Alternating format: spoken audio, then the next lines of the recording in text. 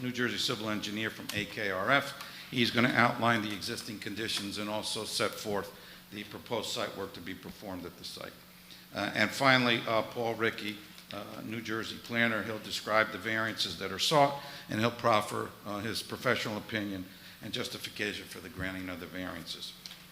I also have, representing Droback Equipment Rental, Inc., is John B. Droback.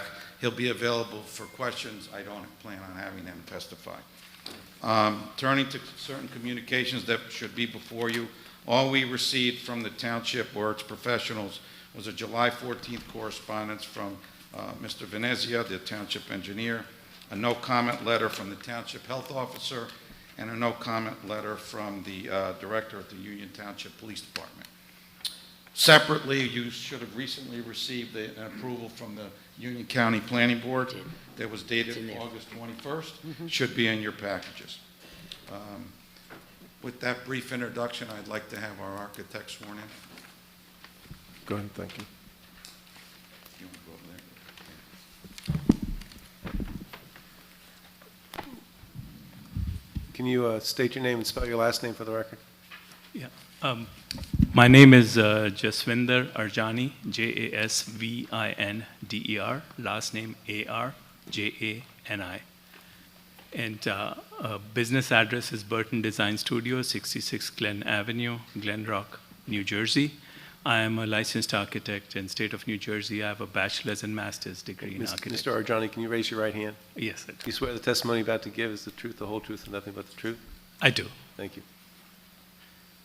Mr. Arjani, for the benefit of the board, would you please provide your educational and professional background? Yeah, I have a bachelor's and a master's degree in architecture. I'm a licensed architect in state of New Jersey since 2009. I have testified in front of various boards, planning and zoning. I've been to this town as well, but for the zoning board, it's my first at the planning board of Union. Mr. Chairman, will you accept him as a... Yes, thank you. Thank you. Your license is still current, correct? Yes, it is.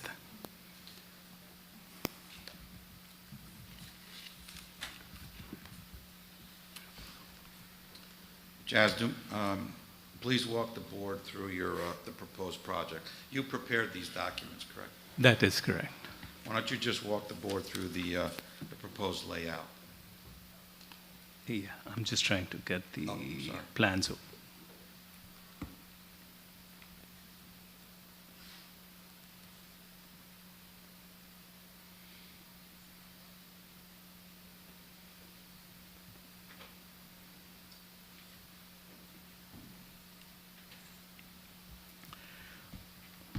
All right, so this property, as I'm sure all you're familiar with the location, the existing building on the site, which is located to 2232 Route 22 eastbound, and is lot 32 in block 3101.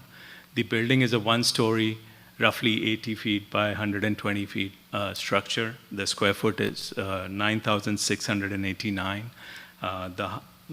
And it currently accommodates two businesses. One is on the east side, which is a kitchen and a tile store, and on the west side, which is currently used for storage of equipments by the applicant.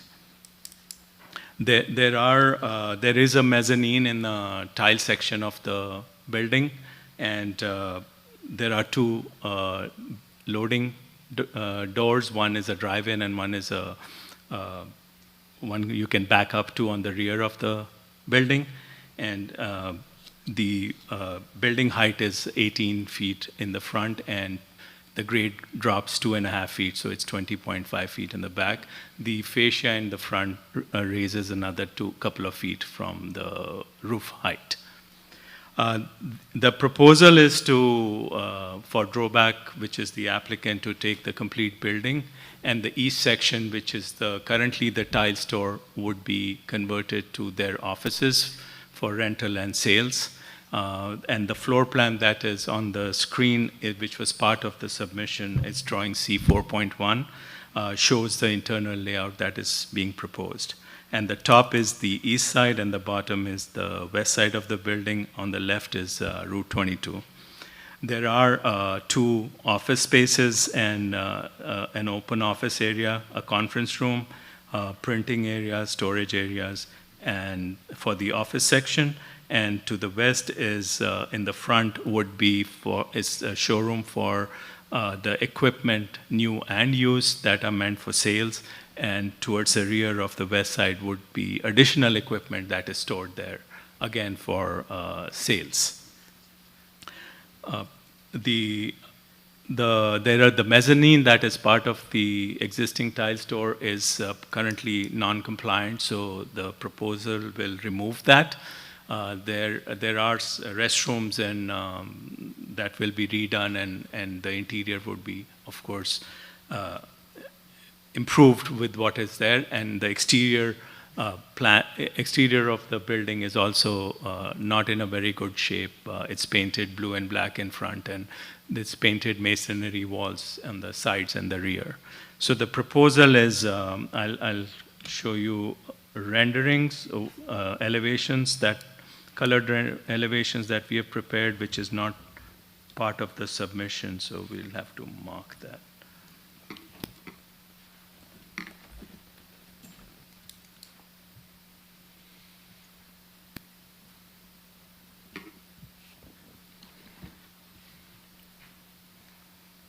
So R1, do you want to mark it as A1?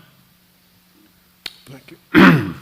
It's building elevations, rendering R1. It's dated July 18th, 2025. And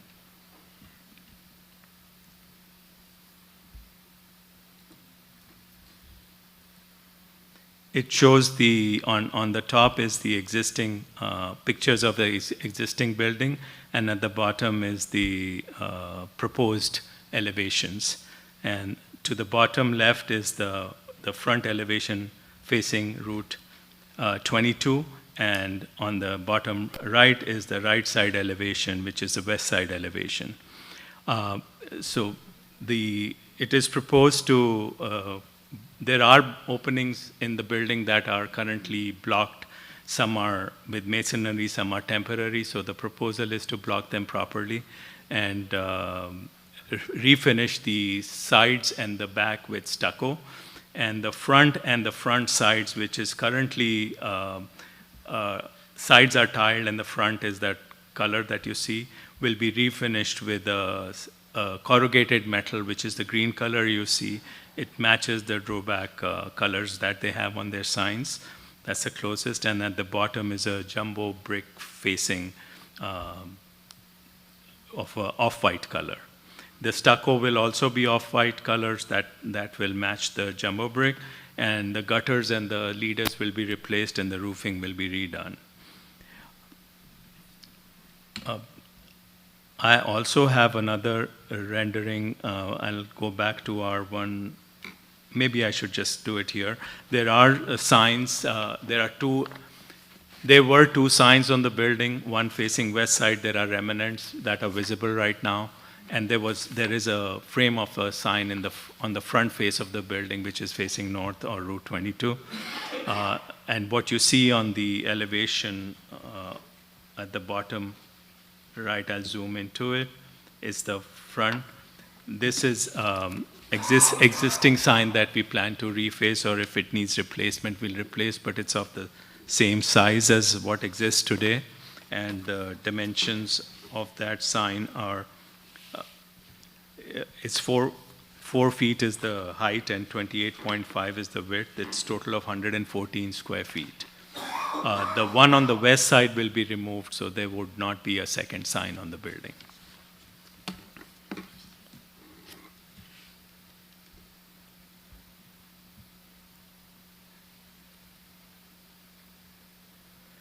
I have another colored elevations, which is for the rear and the left side, and that is R2,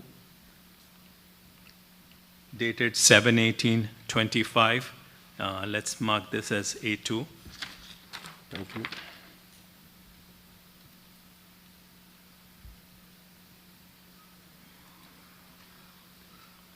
Again, the top shows the pictures from the rear of the existing building, and then the left side. And also the freestanding sign is part of this exhibit. But before I talk about the freestanding sign, the rear will be finished with stucco. The two existing doors will remain, the drive-in. And on the left side, the openings will be blocked and refinished with stucco, and the front corner with metal, which would almost be mirror image of the right side elevation. And before I talk of the sign, if I can go back to R1, we are proposing to add an overhead door on the west side, and that goes into the equipment storage area. So this would be used more for bringing the equipment in, and the rear would be kept for only as required. It will be minimal use on the rear side for the overhead doors. The freestanding sign that is existing is on the left is the picture of the existing, and right is what is being proposed. The height of the overall height of the sign is 16 foot 2 inches. It's slightly higher than what is permitted, but it's required is 14, and we are at 16.2. The sign area is 67 square feet. It's 12 foot width by 5 foot 7 inches high. And the base, there is a base which is 1 foot 4 inches tall. And the sign is internally illuminated. In fact, the building sign also I mentioned will be internally illuminated. On the right, we are refacing the existing sign with the same dimensions. And what you see is what is being proposed.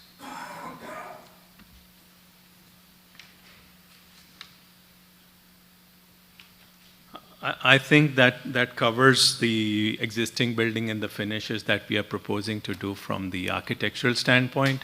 In short, the envelope will remain as is. It will be refinished on the inside and the outside, and the tile and kitchen store will be removed, and Roback tenant space will increase to occupy the whole building for office and for equipment sales. Mr. Argenti, why don't you just cover the exterior lights? Just to The light. advise the board, if there's going to be any spillage issues, Yeah. or if the lights are going to be directed in a downward trajectory. I think the lighting is part of the next testimony, Okay. but we have on the elevations, if you see, there are wall packs proposed, and they are on the back. On the left side, which is almost on the property line, there is no lights being proposed. And on the west side, which has a driveway, there are two wall packs, and I think front has two as well. But I'll leave the description of the light. There are two lights here. The light on the right was dropped because of the sign. That's fine. If there are any Are questions. there any questions from the board? I have a question. Sir, when you said the lights, there won't be any lights on the property line, is that? on the- East side.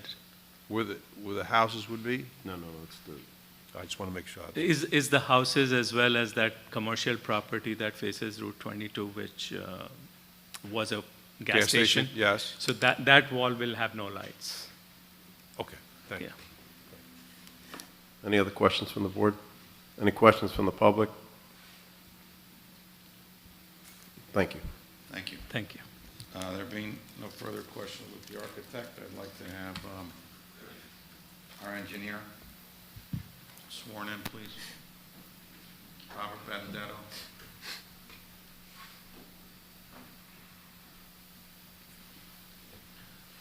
Mr. Benedetto, can you spell your name for the record?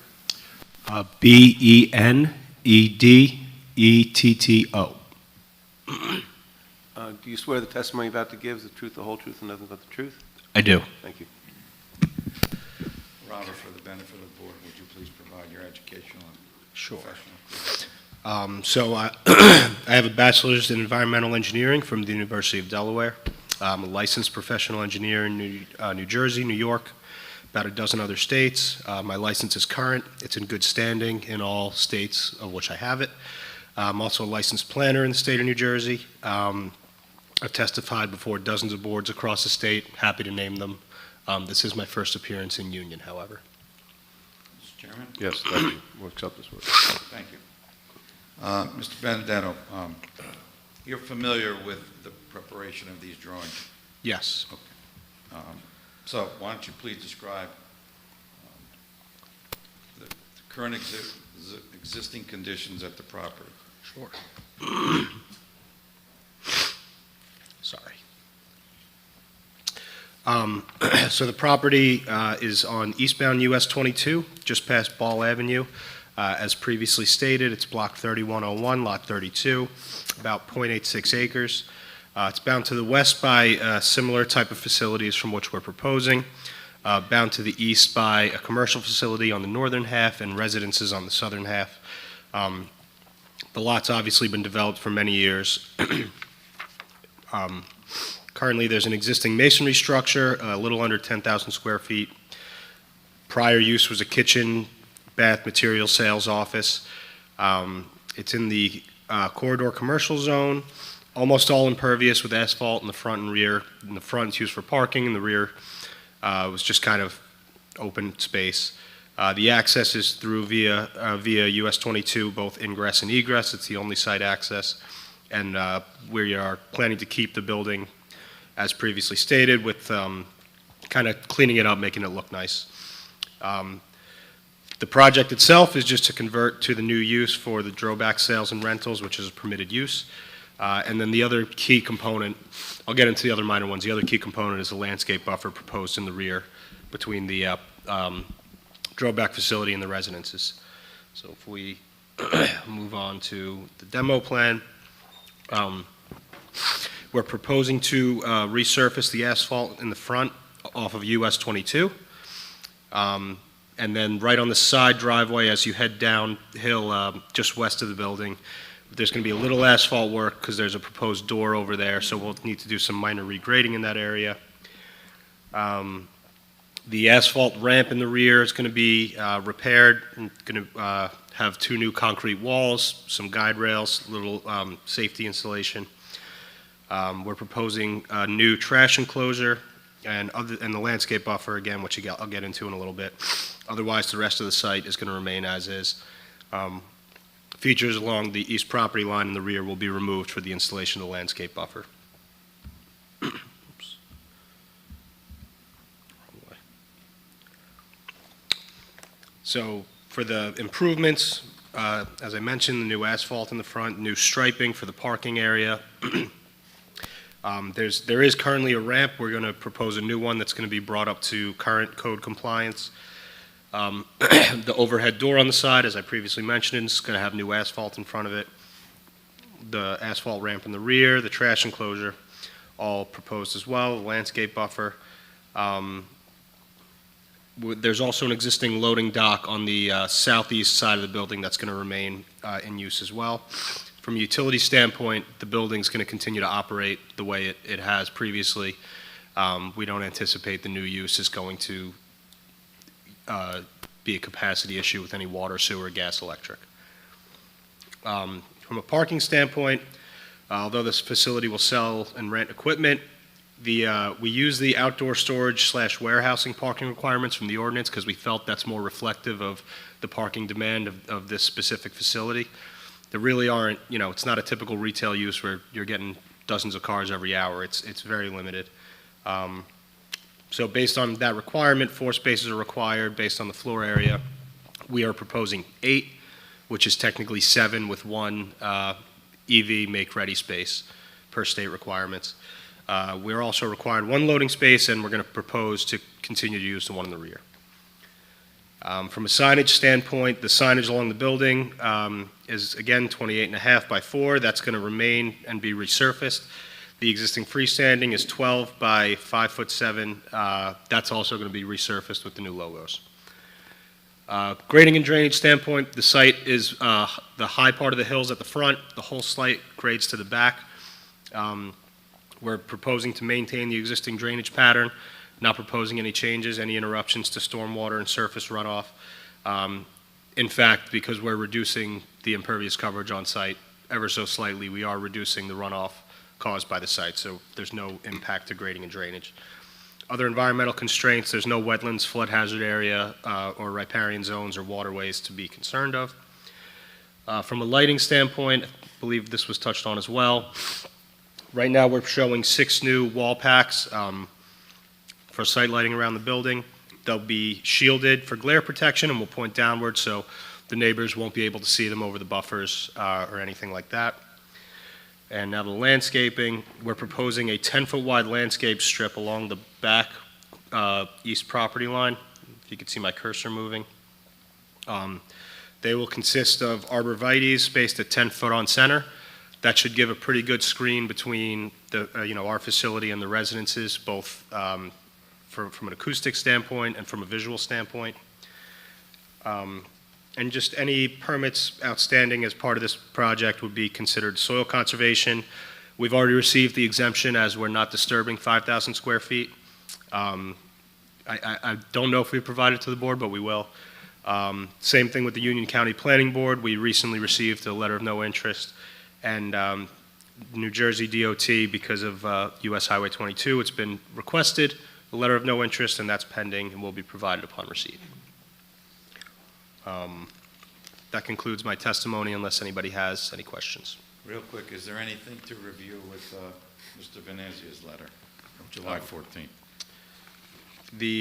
I think you covered everything. I just want to make sure. Yeah, the utilities, again, we're happy to request DOT permits if we need to upgrade them, obviously, but we're not anticipating any utility upgrades being needed. And the soil conservation exception I just spoke to. Just for the record, you're going to be putting along the property line adjacent to the neighbors, that's where you're putting the 8-foot high fence? Yes. All right. And Yeah. then the landscaping is going to be what height? I believe the planting height is 12 to 14 feet.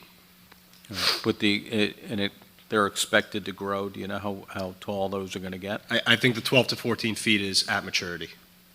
At maturity? Yeah. Okay. Do you know what the planting height is? I don't, but I'm happy to provide it to you and add it to the plans. Thank you. Are there any questions from the board? I just have one. So the ramp that you want to install, will there be railings on the sides? Are you talking about the In the back. ADA in the back? Yes. There is an existing ramp. It has a beat-up guide rail on one side, Right. timber guide rail. We're going to take that out, put new retaining walls on either side, and then a steel guide rail for safety on either side. Okay, thank you. I have a question regarding the drawing. So the plantings are going to be on the east side of the property? Yes. What fronts to the south side of the property at the back? I think that property is owned by adjacent residences. So is there any reason why you wouldn't continue the plantings across There actually is a landscape buffer already. It's like a grassed area with some tall trees, so we didn't feel the need to install further landscape buffering.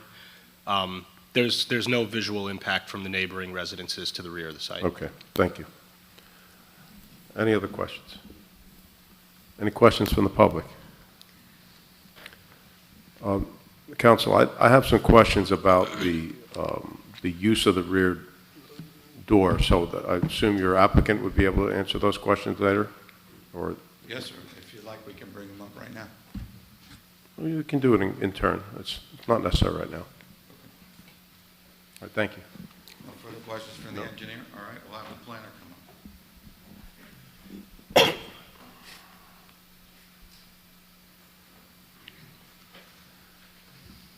Sir, can you state your name and spell the last name for the record? Yes, it's Paul Ricky, R-I-C-C-I. Mr. Ricky, do you swear the testimony you're about to give is the truth, the whole truth, and nothing but the truth? I do. Thank you. For the record, Paul Ricky, I'm a licensed professional planner in the state of New Jersey. I've been licensed since the year 2000. I'm also a member of the American Institute of Certified Planners. I have a master's degree in city and regional planning, which I received from Rutgers University in 1997. I'm currently a municipal planning consultant to 6 towns. I testify regularly in front of boards, over 200 boards throughout the state. I've been qualified in front of union several times over the years as well. We'll accept this witness. Thank you, sir. Mr. Chairman. Mr. Ricky, we're seeking one variance for the height of the fence. Yes. 6 is permitted, and we're seeking 8 foot, along with the 5 existing variances. So could you provide your professional opinion with respect to those variances? Sure. For any existing condition that it's a lawful existing non-conforming condition, we believe that we're entitled to a C1 hardship of those existing conditions that exist under the law today.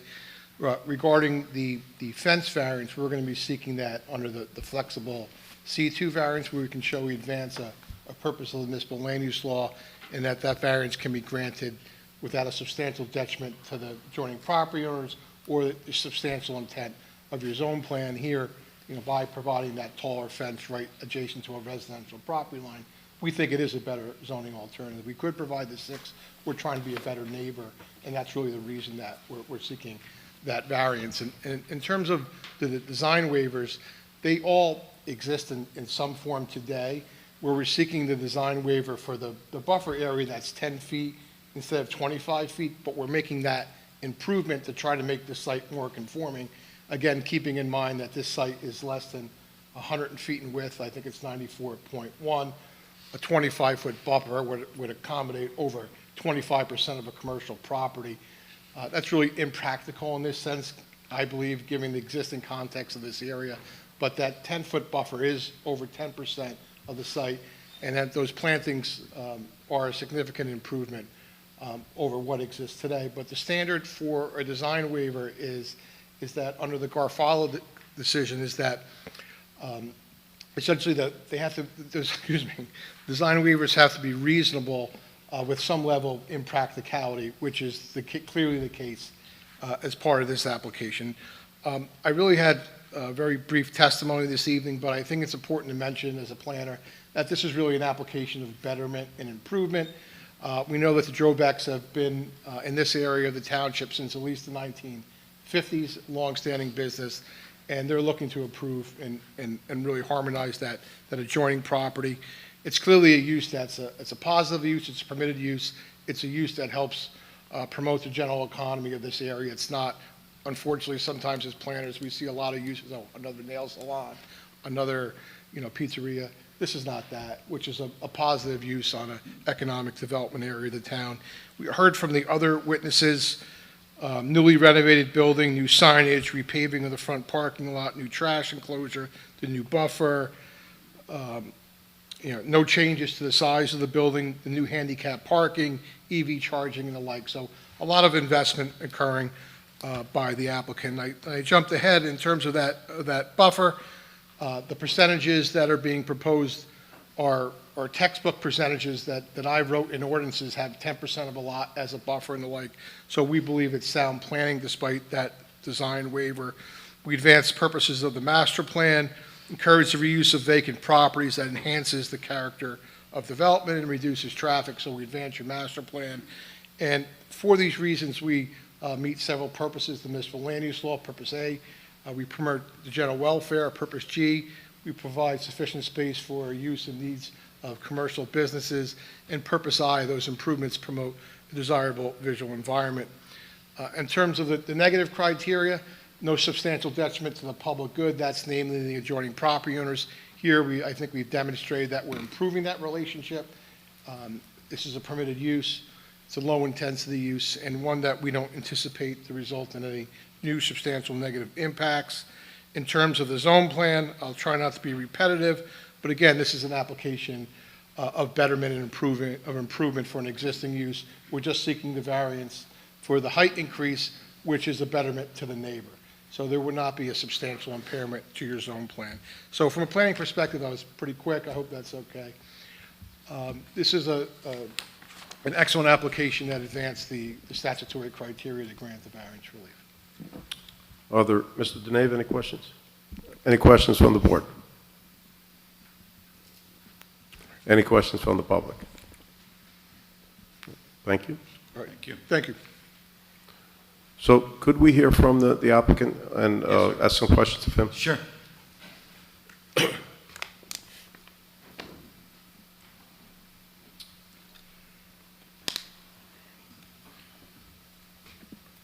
This is John B. Droback. Good evening, Mr. Novak. Mr. Drovak, would you raise your right hand? You swear the testimony about to give is the truth, the whole truth, and nothing but the truth? Yes. Thank you.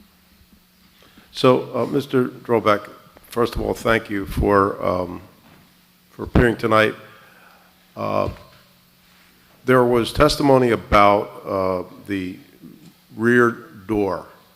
Can you describe what kind of activity is going to take place in the rear of the property, and how does it compare to the use of the current owner? Well, the current owner uses that door as in and out for his products. I think he sells countertops and different things like that. It goes up and down the ramp, and you can drive in that building. It's a pretty large door. We're proposing to put the door on the other side of the building, so most of all of our activity will be from our current property right into the door we're proposing to put in. So, Mr. Chairman, he's talking about the west side. No, The understood. west side. Okay. So the back door would probably not be used all that much. We'll probably be using the side door more than anything else. The back door would just be there just if there's something that's taller or that you need access to get into to the building. So you don't anticipate any increase in activity, in fact, a decrease in activity Decrease compared in to... activity with current. the side door being installed. And then the only other question that I have is, in terms of the equipment that you have stored on your current property, the bucket trucks and so on, none of those are going to be stored at the back of this property? No, we decided that we would keep lower items that are below 10 feet, none of the bucket trucks, any of the smaller stuff, seasonal items. We have light towers that you use for sporting events and different things like that, and you have to have 60 to 100 of them. So if we move those back there, they're no taller than, say, this high, and So they'd be below the fence? they won't even see them, and then we'll have more room for the bucket trucks and different things on the existing property. Gotcha. Are there any other questions from the board? Mr. Dene? I'd just like to make a brief comment. We've had applicants before us, previously existing business owners who've done something similar to what you're doing to improve the properties, and I'd just like to thank you for being a good neighbor. Thank you. Thank you.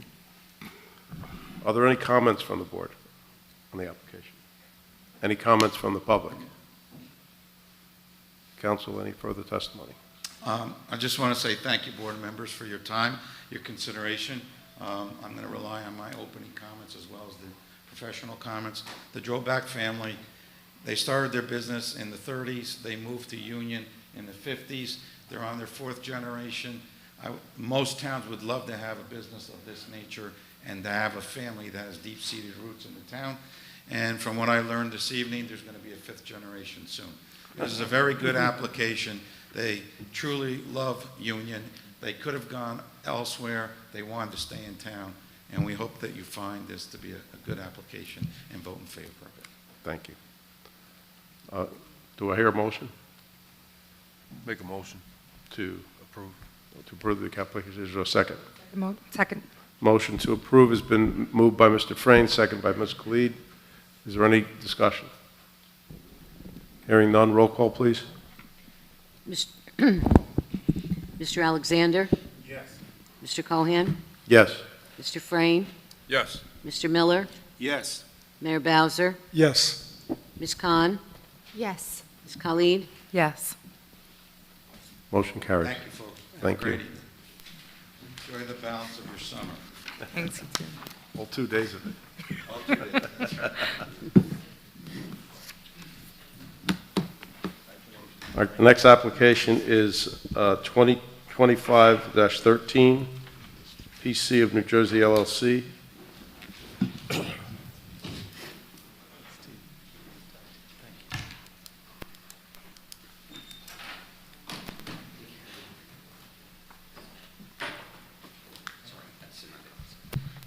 Good evening, Mr. Chairman, Chairman and board members.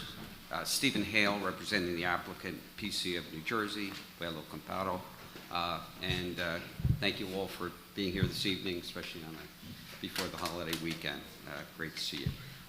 So this is an exciting project. We've got a vacant Bank of America building out on Center Island of Route 22. It's been vacant for quite some time, and it's great to see this exciting new restaurant, which frankly, I hadn't heard of it before this application, but they have been around since 1971, beginning in Guatemala, and they're worldwide at this point with over 400 locations throughout the world, over 100 in the United States, and now they're looking to expand into this area. There's some around the area in New Jersey, but this will be one of their newer locations. It is a conditionally permitted use. We meet all of those conditions, and again, it's a great adaptive reuse of this property, and turning it into, again, basically a permitted use at this location. We have had a copy of the reports. We've had an opportunity to review them. We have no problem complying with any of the terms and conditions of the health department or the fire department. And again, we reviewed, I had an opportunity to speak to Vince on his comments on his review, and our professionals are prepared to address all of those comments. One comment was, and I did speak to both council and Mr. Davi on the signage, that there was concern that there was, the signage was a bit too much. So you'll hear from our presentation, but I just wanted to lay out a couple of things. And again, we'll have testimony as to this, but first, with respect to the freestanding sign, there was a Bank of America sign there that was compliant in size of 50 square feet. The application proposed 100. We're agreeing to reduce that sign to the compliant 50 square feet. There was a drive-through sign underneath that, which was approximately 20 square feet. They'd still like to have a drive-through identification, but they're going to reduce that to around 9 square feet, a small sign. The ground sign, which is a monument sign, and realize, you might say, why do you need both a ground and a freestand? Because it's got entrance and exits on both sides of Route 22, eastbound and westbound. And we are going to relocate that ground sign to now, it complies with the size, but it was a setback requirement. And I think it was at 11 feet, supposed to be 15 feet. We're going to make it 15 feet and comply. We're also going to reduce the number of wall signs from 6 signs to 4 signs, and you'll see exhibits about that. And the height of all of the signs are now going to comply with the height requirement of 5 feet or less. And what we're also going to show is the signs themselves. There's a square footage requirement, but they're actually, in your whole testimony, when under the ordinance, you kind of put a box around it, which makes the sign square footage seem larger. But when you take the actual square footage of the sign, because you see they have pretty cool logos and things, that we're going to have testimony as to the actual square footage of the sign. And then there was a question with respect to the flag. They would like to have the flag, but I think the original proposal had their flag beneath the American flag, approximately the same size as the American flag. That's going to be reduced by approximately 40% to make it a smaller sign below, certainly respecting the American flag. So that's an overview of the reduction in signage. Again, several of the variances associated with this application are pre-existing non-conforming uses, which are pre-existing non-conforming conditions, which will remain. And again, I can remember being before this board, I don't think anyone here, probably 20-something years ago, doing the Bank of America, and it had a good run, but I guess we see more and more of the brick and mortar banks closing down. It's great to see, again, an adaptive reuse. So that's an overview of our application, Mr. Chairman and board members.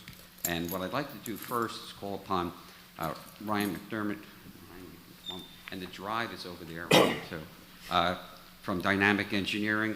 And Ryan's going to give a combination of the site plan, which, again, it's an adaptive reuse, so there's not significant changes to the site, but he's going to take us through the site. And he's also done quite a few of these applications, so he's going to provide some of the operational testimony. I may have stolen his thunder a little bit with a little background on the company, but, and we'll have, Ryan, we can have you sworn in. Mr. McPerry, can you spell your last name for the record? McDermott, M-C-D-E-R-M-O-T-T. Mr. McDermott, do you swear the testimony you're about to give is the truth, the whole truth, and nothing but the truth? I do. Thank you. Okay.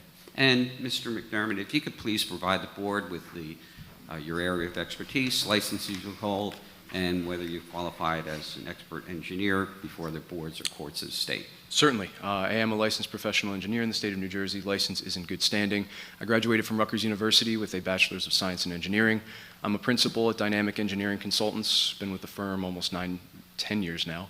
And over the course of that time, I've managed and designed a variety of commercial, residential, and industrial projects throughout the state. All right. I would offer Mr. McDermott as an expert in the field of engineering. So stipulated. Great. Thank you, Mr. Chairman. So first, Mr. McDermott, I know you've done quite a few of these applications and are familiar with a little bit of the history and the company. So if you could first give a little operational information, including hours of operation, number of employees, and the like. Yeah, absolutely, Steve. And you did provide a good high-level summary. Just to touch upon some of those again, Pollo Campero is a Latin-inspired fast casual chicken restaurant which started in Guatemala in 1971, so they've been around a while. There are currently around 130 locations in the U.S. The primary factor which makes them different from other chicken-based restaurants you might know of is the Latin American-based menu, which includes items such as bone-in chicken, plantains, and yucca fries, for example. The hours of operation are 10 a.m. to 10 p.m., 7 days per week. Most facilities have around 35 to 40 total employees, and at the max shift, we would expect between 8 to 10, maybe up to 12 employees. There will be an internal facilities manager at each one of these locations who is responsible for site maintenance. Typical positions that they would hire for include cashiers, expo staff, cooks, preparation staff, and cleaning staff. If I could, I'd like to touch upon the site in particular here and just get familiar with the existing location. This is an aerial map exhibit prepared by my firm with today's date. And that was not previously submitted, correct? That's correct. So we'll mark that as A1. Thank you. Council? That's fine. Great. And for general orientation purposes, the north arrow points towards the top of the page here. You can see the site in question is towards the central portion of the page, outlined in yellow with the 200-foot boundary outlined in a dashed line around that. So you can see it is in the median of what we'll call Route 22 eastbound along the bottom of the site and Route 22 westbound along the top of the site. It is known as Block 3405, Lot 2.01. The property is about 30,000 square feet in size, whereas the underlying CC corridor commercial zone requires a minimum lot size of 40,000 square feet. So this is an undersized lot. The property is also uniquely shaped, as you can see here, has a narrow frontage along Route 22 eastbound to the south, and a slightly larger frontage along Route 22 westbound to the north, with the widest portion of the lot being at the center. In addition to being an undersized lot based on the minimum lot area requirements, it is also undersized based on lot width and depth requirements. 200 feet is required for each, whereas the property is only about 76 feet wide and 115 feet deep. The property is presently developed with a single-story building, most recently functioned as the Bank of America. The primary parking field is located on the east side of the building, though there are a few spaces behind the building at the rear, which is at the west side of the building. The building features a drive-through window on the south side, with one-way circulation provided in a counterclockwise direction around the building. The site contains 2 driveways, one on the north side serving westbound traffic, and one on the south side serving eastbound traffic. To address one of the comments from the August 19th Collier's Engineering Review Letter, the site does not appear to be in a flood hazard area, nor is it located near any watercourses or wetlands of concern. With respect to the adjacent uses, to the north is the Shell gas station and Fresh Mart with AutoZone and other commercial uses beyond. To the east is the Men's Warehouse and Metro by T-Mobile store. To the south is a large shopping center with Walmart, Home Depot, and a variety of food and retail uses. And then to the west is a U-turn lane for westbound traffic, and beyond that is a variety of commercial uses.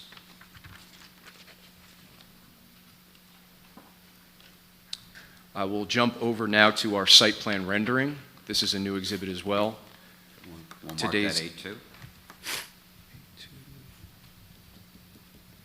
Again, this has today's date, prepared by my firm, and for orientation purposes, the north arrow points towards the top of the page here. We're here tonight seeking preliminary and final major site plan approval to convert the approximate 3,800 square foot building into a Pollo Campero quick service restaurant with drive-through, which is conditionally permitted within the underlying CC zone, and the only condition is that the use is limited to lots with frontage on Route 22, and therefore we satisfy the conditional use criteria. Besides the change in use, the facade upgrades, and the interior fit-out, which our architect will touch upon shortly, there really aren't any significant site improvements required as part of this application. The site has been well maintained and kept in very good shape over the years. We're proposing to keep the same driveways, parking areas, circulation patterns, and the same drive-through canopy. The primary site upgrade includes the addition of a masonry trash enclosure because under existing conditions, there are no delineated refuse areas on site. With the addition of the trash enclosure, we do lose 2 parking spaces. The total goes from 30 spaces under existing conditions down to 28 under proposed conditions. The parking requirement for fast food restaurants is based on net floor area, for which we have about 1,500 square feet. This results in a parking requirement of 25 spaces.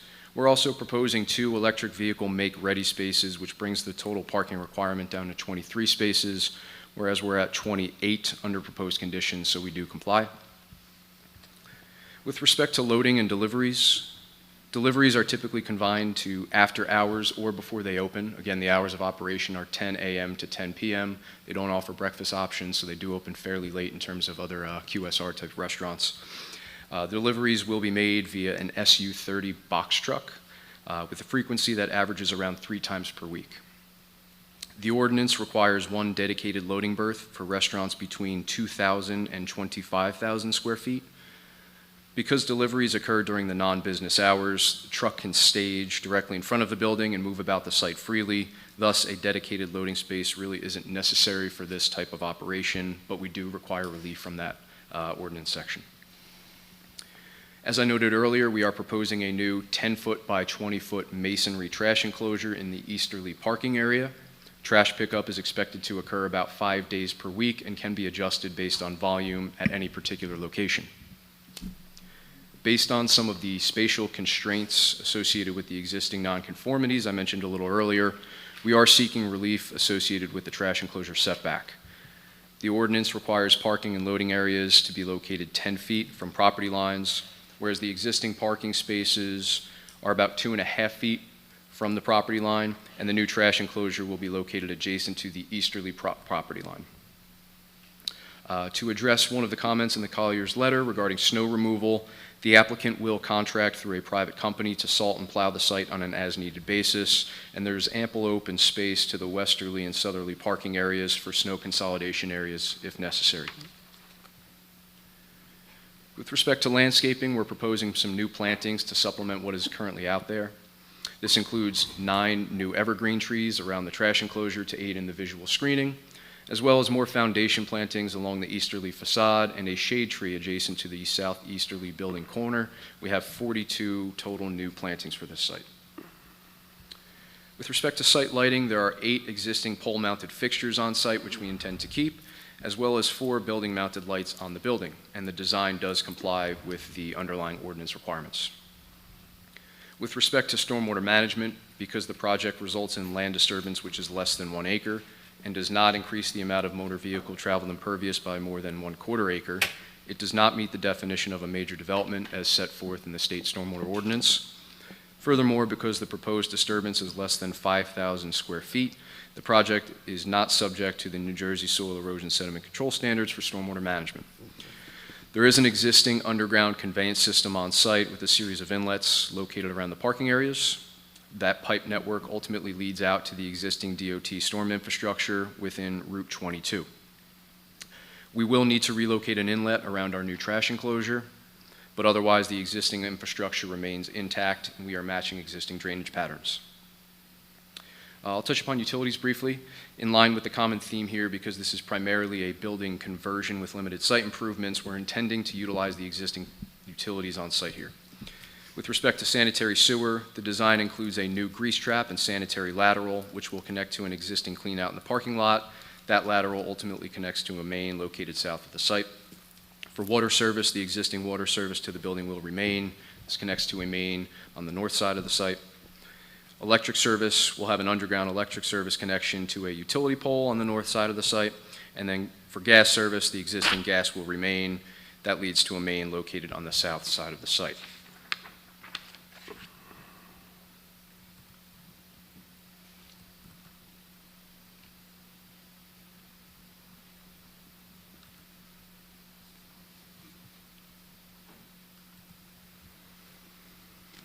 So as Mr. Hale started with as part of the introduction here, we did submit a sign package as part of the initial application. The applicant has made a variety of concessions since that time. What I'm presenting tonight is, I don't believe it's been submitted to the board. It was finished up as recently as this morning. So I think this is another new exhibit here, Steve. Okay, A3? A3. Signage, updated signage package? Yes, this is an up-to-date signage package prepared by Ezzy Signs.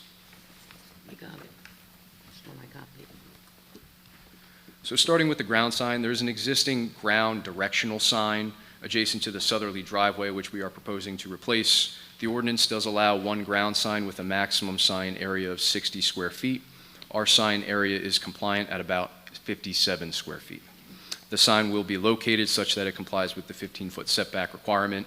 We originally had it in approximately the same location as the existing sign. The applicant is going to relocate that so it's in a compliant condition. So no variance needed anymore for that sign? That's correct. Moving on to the pole sign, as you can see on the right side of the screen here, there's an existing pole sign which I believe has since been removed for the Bank of America adjacent to the northerly driveway. The applicant is proposing to maintain the sign location and to repurpose it with the Pollo Campero branding. The ordinance allows one pole sign for commercial properties having at least 300 feet of street frontage, provided that there is no ground sign. Our combined frontage along Route 22 is about 180 linear feet, and we are proposing a ground sign. Therefore, variance relief is required, although each of those are existing conditions as well. Pole signs have a maximum sign area of 50 square feet. We are proposing a 50 square foot primary cabinet on the top there, which is the Pollo Campero lettered branding. This is compliant and also consistent with the size of the Bank of America sign you can see to the right of the screen there. And as I mentioned previously, the application submitted was for 100 square feet, and we're now making it compliant, so no longer a variance for size of sign. Correct. That primary cabinet was originally sized at 100 square feet, excuse me, and the secondary cabinet, which you see below that for the drive-through panel, was originally sized at around 20 square feet. That has since been brought down to 9 square feet.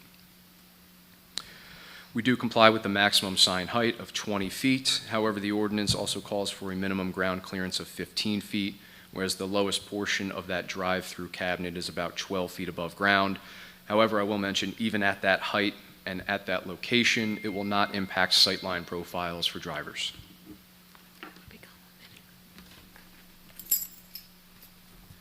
With respect to wall signage, the ordinance allows 2 wall signs for sites with multiple frontages. The area of the first sign can be the greater of 50 square feet or 10% of the facade area of which it is attached, while the area of the secondary sign is capped at the lesser of 25 square feet or 5% of the facade area to which it is attached. The Bank of America, which previously operated in this building, had 4 total wall signs. Similarly, we are proposing 4 wall signs, whereas we previously had it up at 6. 2 on the east side of the building, which contains the primary entrance, located on the top of the screen here. 1 on the north facade, facing Route 22 westbound, which is at the bottom of the screen there, and then 1 on the west facade, which is at the top of the screen. On the east facade, we have 2 signs, 1 at 49 square feet, that is what we call the Chicken Man sign, and 1 at 82 square feet, which is the brand lettering sign. However, Per the ordinance, we are taking those measurements with a box around the sign. If you measure the true indentations of the lettering and of the circular Chicken Man sign, they're actually closer to 30 and 36 square feet respectively. On the north facade, again, on the bottom of the screen there, the sign is 50 square feet. True square footage with just the brand lettering is closer to 14 square feet. And then on the westerly facade, another uniquely shaped sign, that is about 60 square feet in size. So while we do require relief for the number of wall-mounted signs and the secondary wall sign area, we've reduced from the originally proposed 6 signs down to 4 and have reduced the height of each such that they will be compliant with the ordinance. Lastly, I will touch upon the flag. There is an existing flagpole attached to the drive-through canopy out there today. We're proposing to keep that flagpole and mount a Pollo Campero branded flag about 18 square feet under the American flag, as you can see here on the easterly elevation, which is on the top of the page there. So again, that's been brought down by about 40% from the original proposal, now stands at about 18 square feet for the Pollo Campero flag. With respect to outside agencies, I'll touch upon those quickly. Similar to the application you heard before us, we have submitted to the County Planning Board for a exemption or a letter of no interest. Similar with the Soil Conservation District, because we are under 5,000 square feet of disturbance, we've submitted for an exemption or a letter of no interest. Each of those is pending. We have, however, received our letter of no interest from NJDOT. Thank you. No further questions at this time, Mr. Chairman? Mr. Dene? Yeah. Hey, right, how do you classify that Pollo Campero, the flag sign? Are you considering that a pole sign? I think that would probably be most appropriate. It wasn't abundantly clear how that would be defined, so pole sign is probably the way we would go. In the event that it is a pole sign, it does appear that it exceeds the maximum height of 20 feet. So you'd have to request a variance for that. I guess how important I don't want to speak for the board here, but how important is that flag sign to the applicant? It is, American flags are exempt from the sign ordinance. Understood, and they were hoping to make use of the existing flag structure out there. The pole, I think, is 30-ish feet to the peak. With the American flag set below that, I think the bottom of the Pollo Campero sign would be about 22 feet above grade, plus or minus, so above that 20-foot height requirement. Obviously, they would like to keep it, but if we hear feedback from the board that says otherwise, we will reconsider. I think the concern being that if we had flags flying for each business up and down 22, it could get a little bit much, but I'll let the board make the decision. Understood. Thank you. Questions from the board? Sir, Frank? was there a traffic study done? We do have a traffic engineer here as well, yes. There was a traffic study. Our next witness is our traffic engineer. Okay. I would just like to go on the record that the sign, the flag, be at 20 feet, no higher. Just want to go on the record for that. Ms. Khalid? So originally they wanted 6 signs. I see 4, but the flag acts like a 5th, doesn't it? As a signage? Yeah, so just to be clear, the 6 signs originally proposed were for wall signage. We've brought that down to 4. I think the kind of open-ended question now is what would that sign be considered? What would that flag be considered? It might be, just based on the definition in the ordinance, might be more appropriate to consider that a pole sign, in which case it would be subject to that 20-foot height requirement as well. Any other questions from the board? One more question. In terms of seating inside and parking, can you give me ratios? Our architect could confirm the number of seats. I don't want to misspeak for him, but we do have 28 proposed spaces, so I'll tee that up for him and I'll let him verify the number of seats. Go ahead, Mr. Sir, that's a sprinkler building, correct? I don't think it has to be at that size, is that correct? Is it currently a sprinkler building? No? Okay, thank you. Other questions from the board? Are there any questions from the public? Thank you, Mr. Thank you, Mr. Chairman. I'd now like to call upon Corey Chase, our traffic engineer. Thanks, Corey.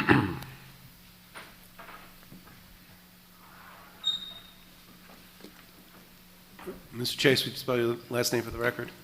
Certainly, it's Corey, C-O-R-E-Y. Last name is Chase, C-H-A-S-E. Mr. Chase, would you raise your right hand? You swear the testimony you're about to give is the truth, the whole truth, and nothing but the truth? I do. Thank you. Okay. And Mr. Chase, I know you've been here before, but if you briefly give the board your credentials. Certainly, again, good evening, everyone. Corey Chase, Principal with Dynamic Traffic, licensed professional engineer in the state of New Jersey. License is still in good standing. I've appeared before both the Township's Planning and Zoning Board, as well as over 130 municipalities throughout the state. We'll stipulate. Great. Thank you again, Mr. Chairman.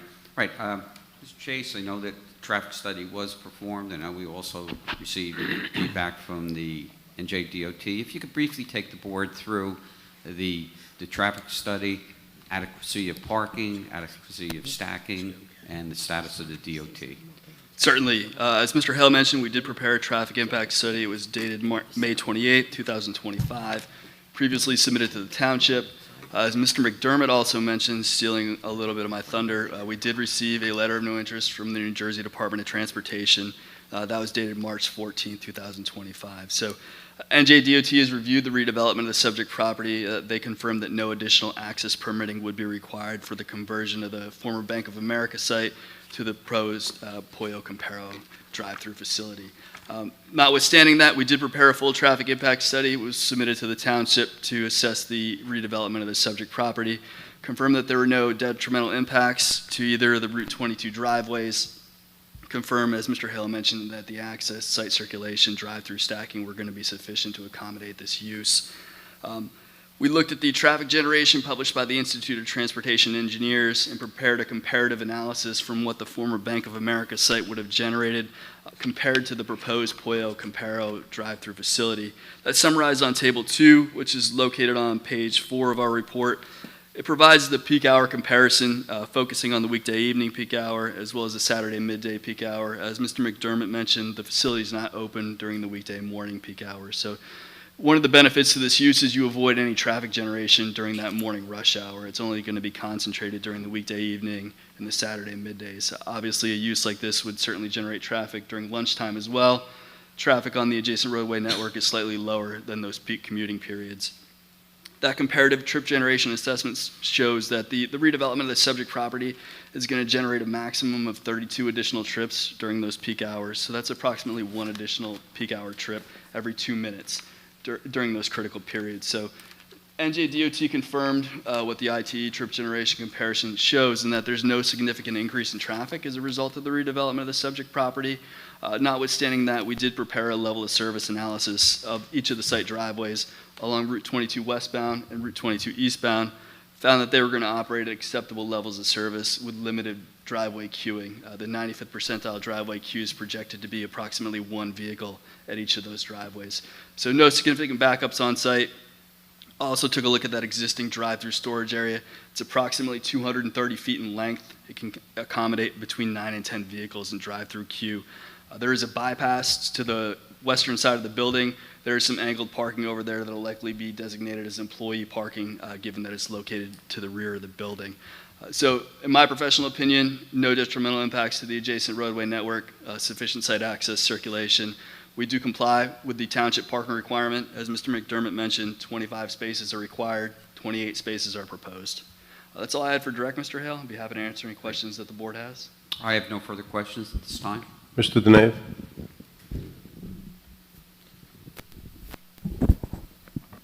Let me ask you whether you feel as though when people park on site, is there going to be adequate breaks in that traffic? I mean, I'm not sure what their business plan is. You have 103 seats inside that building, right? You can have people coming in and parking, and I guess a percentage of that is traffic is going to stay and eat lunch there or dinner there at that site. Is it safe going back and forth between those parking stalls? Yeah, we certainly took a look at that as part of our review of the existing site access circulation. There are 3 existing speed humps that we are proposing to maintain within the facility. So those 3 speed humps will certainly slow down vehicular traffic. That's, if they're entering the site from Route 22 eastbound, coming in, and they're traversing to the north to enter the drive-through portion of the facility, those speed humps are going to slow vehicular traffic down, so it'll be adequate for pedestrians to cross from the eastern parking area to the west towards the main entrance. Okay, thank you. Any questions from the board? Mr. Chase, do you have any idea how many cars would be going through the drive-through in a given hour at lunchtime? Not specifically, sir, but the drive-through stacking was reviewed by the applicant. This is consistent with what they typically look for in their facilities, so they're more than confident that the proposed stacking area will be adequate to accommodate the demand. Because my concern is you're saying they could hold 8 or 9 cars, but if there's so many cars, would they be backed out onto Route 22? That's my concern. Yes, certainly, and we're very familiar with that concern, especially in Union Township, working on other drive-through facilities. So we examine that in great detail with the applicant.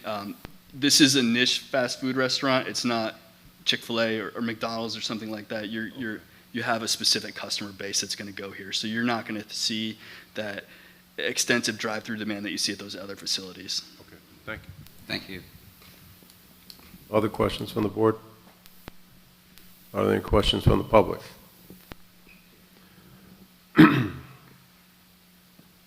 I guess I have one question regarding the deliveries. We heard from Mr. McDermott that deliveries were going to be off-site and with a box truck. So there's no concern regarding that impeding any traffic whatsoever?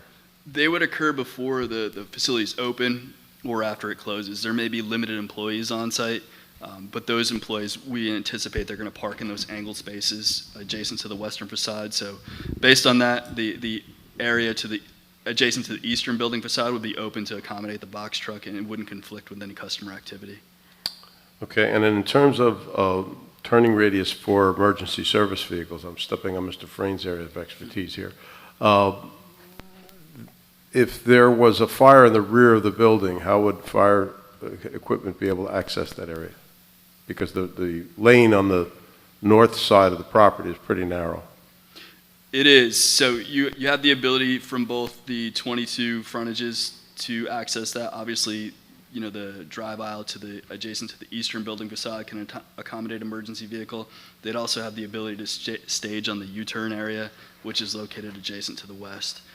Smaller fire apparatus would be able to circulate in that narrow lane. Obviously, larger fire apparatus, such as the ladder truck, things of that nature, you're correct, sir, would not be able to execute those turning maneuvers. Good, thank you. And I do want to echo again that we have the report from Captain Guzman from Fire, no problem complying with any of those terms and conditions. Okay, thank you. One more.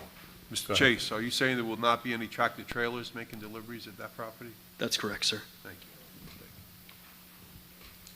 No further questions? Thank you. Okay, thank you. Thanks, Corey. I'd now like to call upon our architect, Giuseppe Anzalone.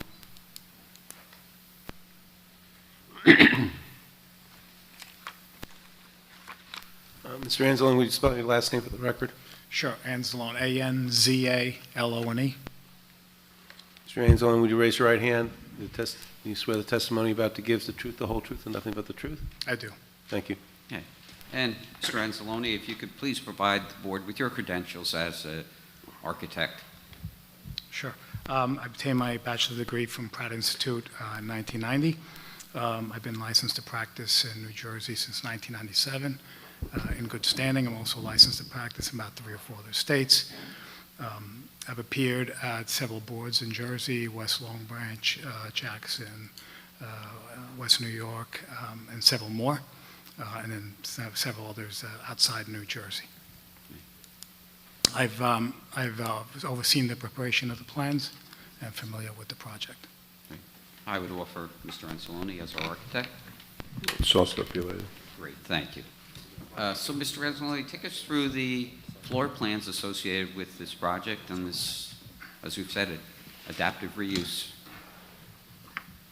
And if we're showing plans that were submitted to the board, there's no need to mark them, just identify them. If it's a new exhibit, we'll mark them.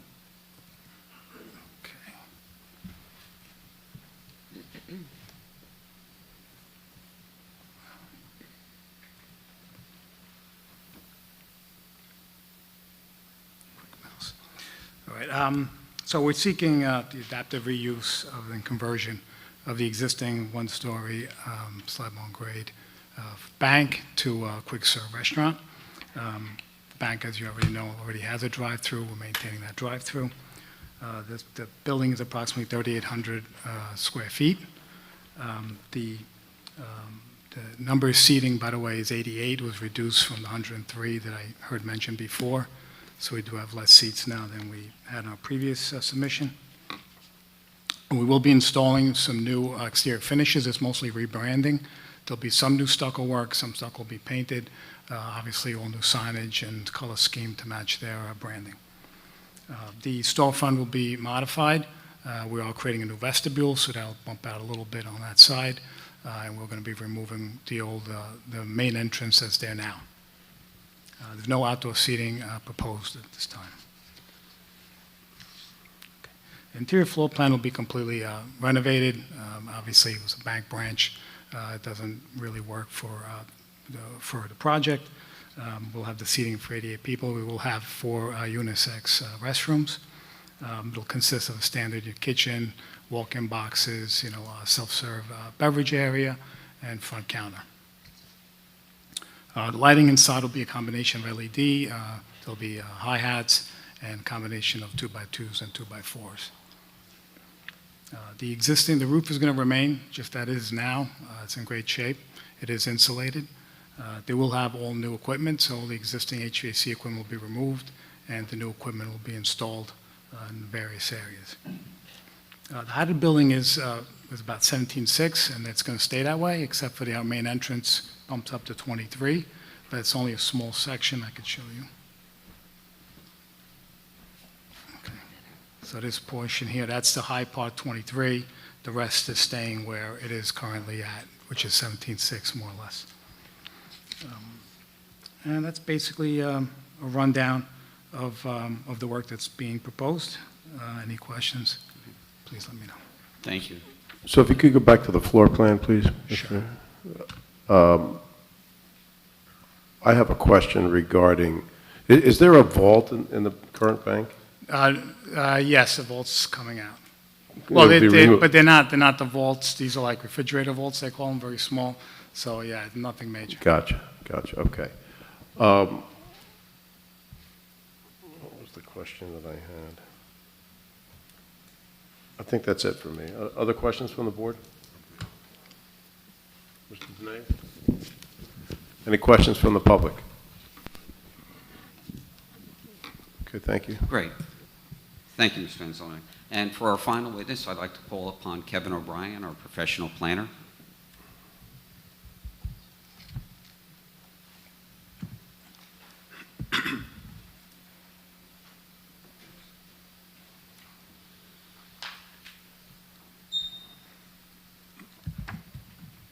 Mr. O'Brien, will you spell your last name for the record? Can you spell your last name for the record, Mr. O'Brien? O'Brien, O-B-R-I-E-N. Mr. O'Brien, do you swear the testimony you're about to give is the truth, the whole truth, and nothing but the truth? I do. Thank you.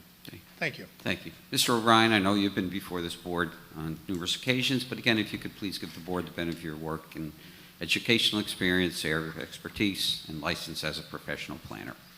I've had the pleasure of appearing before this board numerous times. I have been before over 275 boards in the state of New Jersey.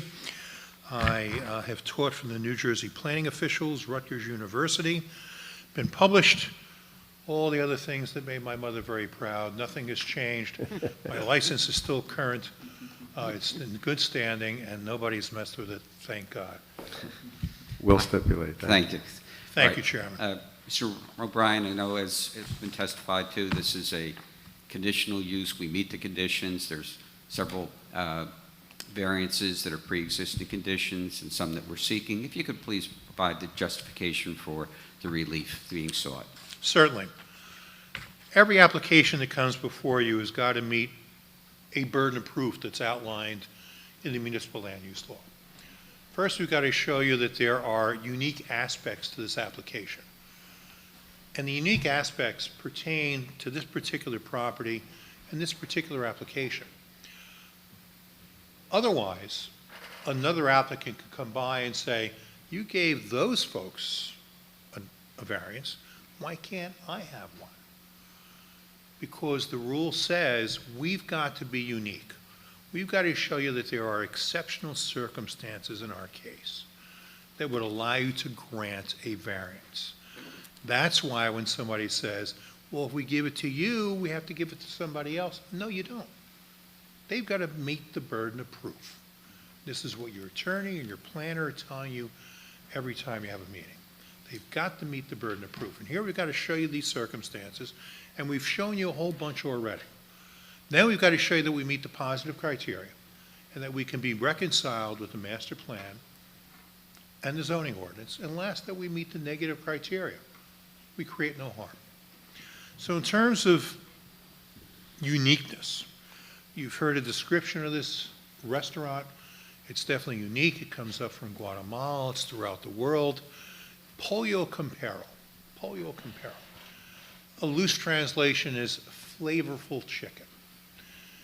It does appeal to a number of people. Maybe not everybody. I'm Irish. The spiciest thing I eat is mashed potatoes with gravy. But I have a big family. They're all over the world, and they eat many, many things, and I applaud that. I give everyone a little bit of a try. There's a market for this. Pollo Campero is expanding through the Northeast. They're here in New Jersey and West New York, Plainfield, Elizabeth, Trenton. There's even one in Penn Station. My nephew goes through there every day, looks at it. He's German. He won't go in there either. But if they had Wiener Schnitzel,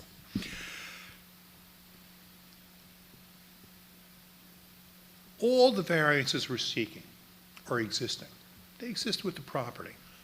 I mean, you can see the Bank of America's there. The bulk variances, well, they're there. There's nothing we can do about them. They were there with the BOA. They're there now.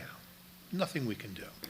The sign variances, though, you saw the initial proposal that came in. They wanted a lot of signs. Let's be frank, a lot of signs. They've ratcheted that down, and I think what they've got in front of you is a reasonable proposal in an attempt to stand out. Route 22, we all know Route 22. I was born here, I grew up here, just like you folks did. Route 22 is a shopping mall, which happens to have a highway in the middle of it. And everybody wants to stand out in order to bring in those customers. Pollo Campero is no different. And they've got to get their signage and their brand out, just like McDonald's, just like Burger King, just like Popeyes and everybody else, so that when people see it, they recognize it. And they can hone in on it and say, A, directional. That's where they are. B, reinforces the brand and reinforces that customer experience. So we believe that in the couple of seconds in the chaos of Route 22, that somebody might be able to see this signage. We believe that the unique circumstance of this property speak to why these variances can be granted. And in terms of the flag, there's been some discussion about the flag. And of course, look, I've been on my zoning board, chaired it, planning board, all that. You folks have an enormous responsibility. You know your town. You know what you're supposed to do. You know what fits in here. This is what they're proposing. American flag, God bless America, I'm a Marine Corps veteran. Let's do that everywhere. And they want to put their flag up. Makes sense. McDonald's has flags. Burger King has flags. Union Township has a flag. Everybody's got a flag. Why not let it go up on the same pole that's been there all these years? Now, if you want to keep it at 20 feet, that means it's going to drop down and there's going to be space between the American flag and the polio flag. You want that? That's fine. They can do that. But you know something? It's going to look stupid. Let the flag go up underneath the American flag so there is, it flows. A gap is going to stand out. Putting them together does not. These flags here, right behind you, they're spaced. It's It's marvelous. That's how it should be. But if you had one over there, there's a gap, doesn't look right. The eye goes by and says, what's different about what's here? But that is your call, and it's entirely up to you. The master plan does discuss this application, and it gives justification in that it talks about, in Goal 2, support desirable non-residential development. It talks about encouraging the reuse of vacant properties that enhance the character of development, specifically, and that's exactly what this does.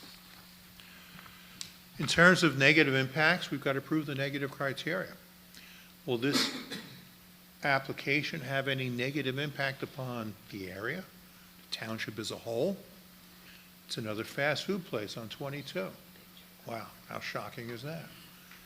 It's going to fit right in with the character of the neighborhood. It's the same that's there now. Whether it's a good thing the bank is gone, chicken's coming in, I'll let you decide that. If a lawyer's office was coming out, I would advocate that that's an inherently beneficial use to have chicken there. But that gets Steve Hill angry, and he doesn't let me joke like that. So I don't see a negative impact. I don't see anything negative in terms of the zoning ordinance or the master plan. And I believe that we meet the burden of proof of showing that there are exceptional qualities to this property, to this area. We meet the master plan. We meet the zoning ordinance. There's no negative impact. And I believe that this application can be granted without substantial detriment to the public good and without substantial impairment to the zone plan and the zoning ordinance. Mr. Hale, do you have any further questions? I have no further questions at this time. Thank you. Mr. O'Brien, I appreciate the fact that your client wants to be seen and stand out on Route 22, but the addition of the additional pole sign creates a second pole sign which is not permitted. So they need a variance for a second pole sign, and you need a variance for a second, for the height of that sign, all right? And I think that, using your words, what makes you different than everybody else on 22, I don't know that you meet that, right? So to get a second pole sign and to get that height, because then the next guy's going to come in and want another pole sign and more height, because he wants to be recognized.